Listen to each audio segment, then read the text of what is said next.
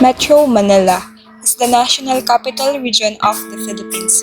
There are 16 cities under this region, including Manila, Makati, and Taguig, that are popularly known as the first-class highly urbanized cities in Metro Manila, and famous for skyscrapers and shopping malls. But despite of being civilized, Metro Manila is facing many challenges, and behind those tall buildings, there are hidden problems that has been going for years and hasn't been resolved. One of the major problems is poverty.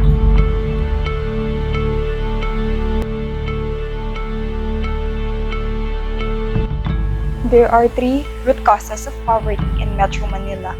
The first one is the lack of job growth.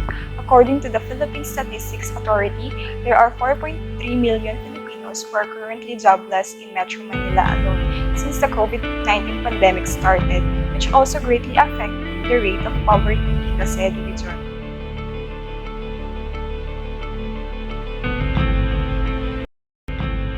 The second one is the lack of access in good quality education.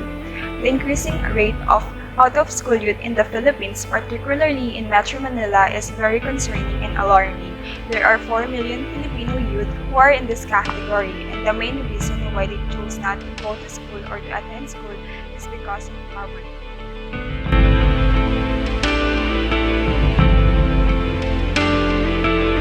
And lastly is the high cost of living. It is reported that Metro Manila is labeled as the third most expensive city to live in Southeast Asia. The cost of living here is started from 20,000 pesos to 100,000 pesos. However, the majority of workers here in Metro Manila is under the below minimum wage, and 35% of Metro Manila's population is reported to live in an unstable state.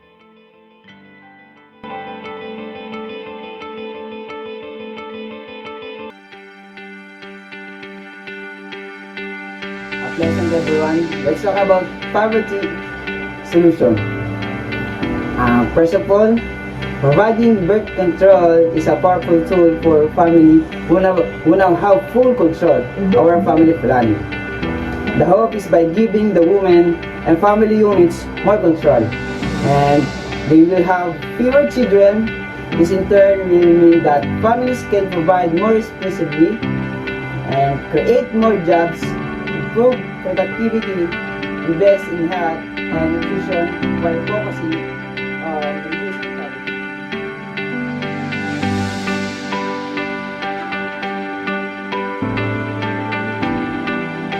Financial education can be the solution to poverty and to access a good quality of education. If the government give their 100% support in terms of education or increase the budget of education, Philippines should access a good quality of education, which includes the quality of teacher, the management of schools, school facilities, and the content of the curriculum.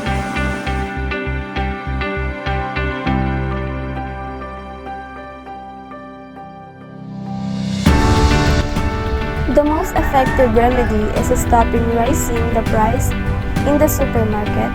It will help people a lot.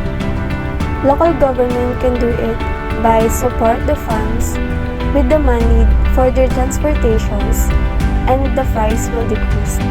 Moreover, government should build a home which is small but clean and cheap for the people to live in. In addition, increasing the earnings of the people is integral to help people to manage their life effectively.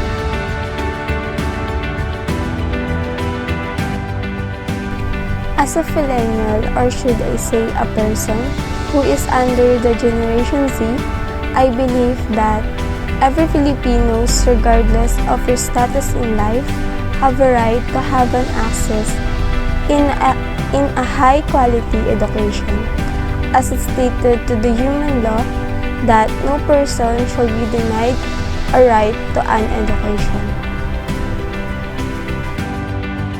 And the purpose of this advocacy is to give our attention, support, and resolve the unsolved problem of education in the Philippines, to give way for the unprivileged people, which are the poor ones, out-of-school children, youth, and adults, and every indigenous people who are being left stranded in a poor education.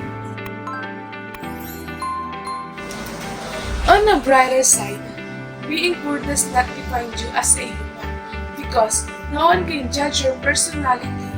And yes, you are poor, but it doesn't mean you can be underestimated by others. Being poor is just a part of your life and does not define you as a human.